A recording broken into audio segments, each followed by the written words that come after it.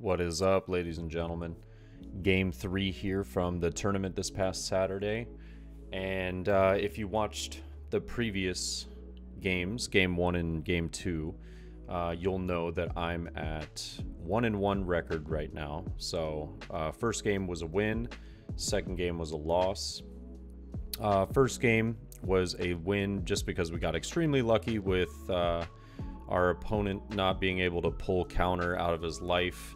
And second game was very unlucky because we weren't able to get a singular rush card at the mid and late game of that match, and we would have had a completely different game if it wasn't for that. But here we are, game 3. We're playing against Law, and I'm up against a guy that I sat and chatted with for a while after the match.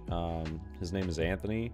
Super cool guy, and was just out having a lot of fun. And Anthony, if you're watching, thank you again for your service, my friend. Anthony's a member of the U.S. military, and I appreciate all members of our military and armed forces because I come from a military family myself. So thank you for that, my friend. And thank you for the great game. This was a lot of fun.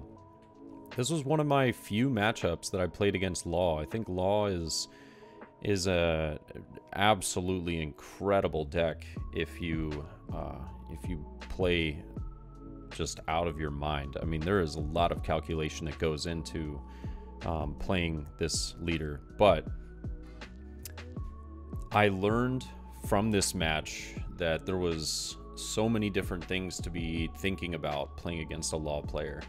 There's a lot of the cards in both red and green that are so useful, and it makes it really difficult to try and balance in your head what should I be looking for and what should I try and look out for.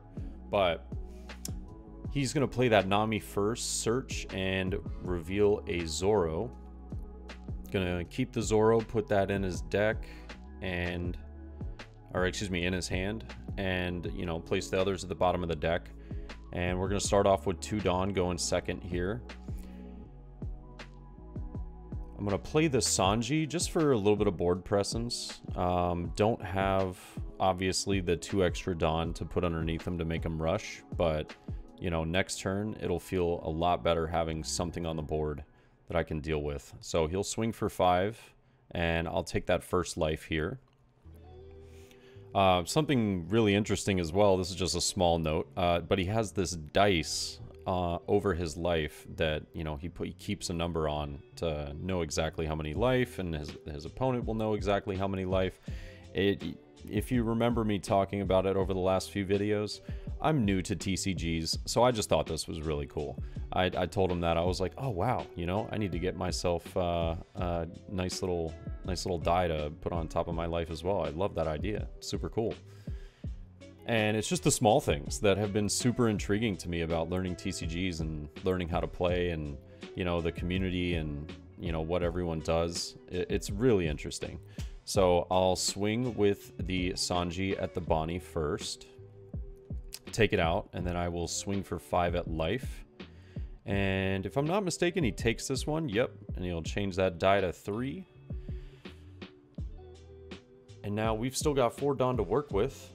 We're going to take 3, put down Nico Robin, and pray that he is not able to rest it with like a Nekomamushi or something next turn, and so we can get some value out of it.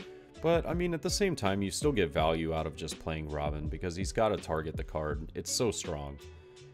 But now that we have a blocker on the field as well, makes my Sanji and Nico Robin feel a little bit better, And he has 4 Dawn to jet pistol my Nico. And it's a great trade in my opinion. I lose my Nico Robin, but he loses his jet pistol. It makes me feel good about my 5-drop Luffy eventually. I'm like, okay, that's 1 less jet pistol I have to worry about. And I do pull the Diablo Jambe, and I opt to use the trigger and get rid of his blocker there. But he's going to put down 1 more chopper, and I believe he passes turn here. Yep, so I will draw And we're up to 6 Dawn now at this point. Got everything back to active. I'm not sure if that was the best call to use the Diable Jambe that way, but it felt right in the moment, because I knew that I was going to have Nami coming down and looking for a potential like 5-drop Luffy or a 3-drop Rush Zoro, and look at that, we pick up the 5-drop Luffy. Yeah. So I figured, you know what, let's try and get rid of his blockers, since I won't have enough Dawn to, you know, just immediately go through the blockers. Now, I don't remember if I play the Luffy here very early, but we've still got 5 Dawn, so we're going to slap one under Zoro, which brings up my Sanji to 5. And I'm kind of contemplating right now whether I want to do a 5 or 6. So I'll swing for 6 at his Law, see if I can pull out a 2k block or 2k counter, but he'll go and take the life on that one. And I'll swing for 6 again.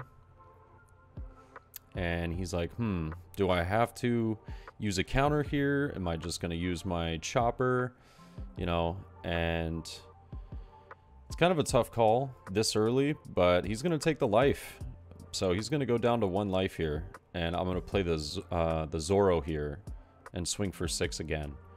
So great start, and it makes me happy as a Zoro player that he's down to 1 life, because knowing that I have that 5-cost Luffy, you know, that can go straight through the blockers in my hand, that means that all I need to do is chip away one more of his life, you know, his last life, and then I can just play that card and it's an instant win. But getting there is the tough part, you know. Depending on what he's able to get down right now, we might be looking in a bad spot, because he has plenty of Dawn, can still use Trafalgar Law's Shambles. He's going to pick up another 3-cost Zoro, so he should have 2 of those in his hand at the moment. And now's when I'm thinking, okay, if he puts down a Beji, you know, or he puts down,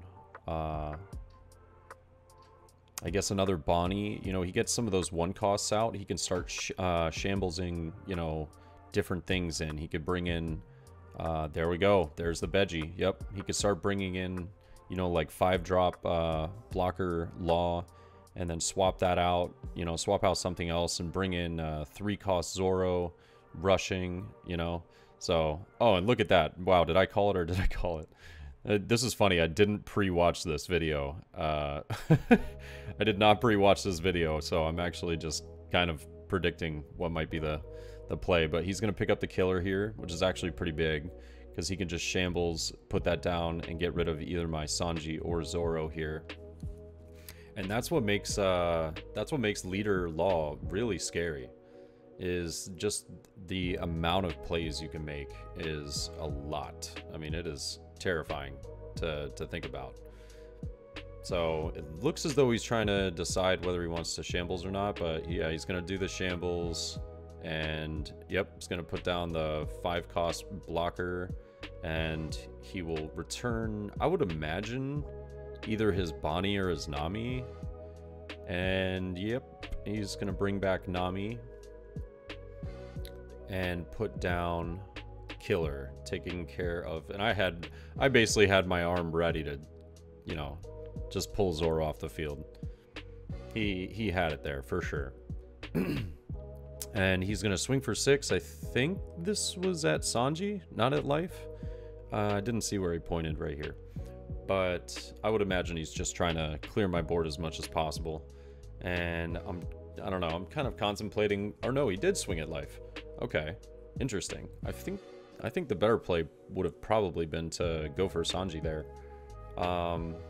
Even though, yeah, you do have 3 blockers on the field. He knows that I have that 5-drop Luffy, and I can at least get probably 3 swings in with Nami, Sanji, and Zoro, and still probably be able to get down that 5-drop Luffy. So he's either going to be blockerless or he's going to be taking a life here. So we'll see.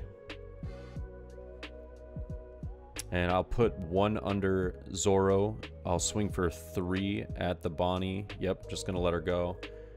I hate to see him being able to draw as many cards as he can. I'm not entirely sure if the better play would have been to maybe put 2 Dawn under Nami, but... Oh, okay. So I'm opting to swing straight to lead, avoid all the blockers. He's going to have to take that last life there. And yeah, we're swinging for 9 right there. And I'll swing for 6. He's obviously going to block this, or, you know, potentially counter, actually, depending on if he has a 2K. But it's looking like he's going to have to take that Veggie blocker. And I'm going to pass turn. Or, excuse me. Oh, yeah, that's right. I was telling him, I was like, oh, yeah, I could swing with the Sanji, but then you just rest the law, and I pass turn, and yeah. The law doesn't die. I did nothing, and I just rest him, so no point in doing that. I'll just keep him active. And, yeah.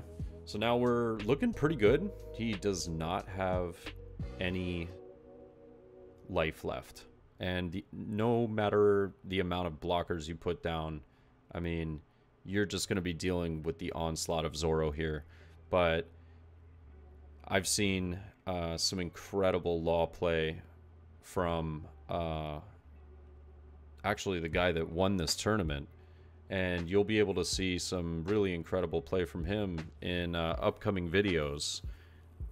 He's definitely taught me a lot about, you know, what I should be looking for as a red player and how I can try and do my best against green. And, you know, just it's really interesting kind of seeing somebody else's mindset that's obviously more experienced at TCGs and has, you know, like a good mindset on how to do like Dawn management and sequence of events, you know, like what should you attack with first, what should you be doing. Yeah, it's been super fun to kind of get some of that guidance. And opponent's still got 6 Dawn left, trying to figure out what he's going for here. He's gonna do 8 at Luffy, and I would love to protect this card, but at the same time, if I have another 5-cost Luffy in my hand, there's realistically no need to, but I'm not entirely sure if I do. But I'll take that chopper and block that 8. Yeah, that was 8,000. And so he's gonna shambles. He's gonna take back. Yep, he's gonna take back Law and put in Luffy and swing for another 8 at my rush Luffy. Now, if I have the blockers, or excuse me, the counters, all I have to do is play it, and pretty much I win. It is GG if I've got it. Now, do I have it? Yes. I've got Gordon and Otama. I'll counter for 4K right there. And I think my opponent is realizing, well, I tried. Yeah. And good game, Anthony. That was, I just had the right cards in hand, and I was able to get enough early damage done. I think that had he saved a life or 2 at the very beginning. Oh, and I just showed him I had another 5-cost Luffy and another Sanji, or not Sanji, excuse me, Shanks in hand. So I was stacked. I was very good. There was no shot I was losing that. But you know, it goes to show that you get the right cards and you feel good, you get good tempo, and you keep that board presence. I mean, I had that Sanji on the board the entire time. It felt great. But good game overall.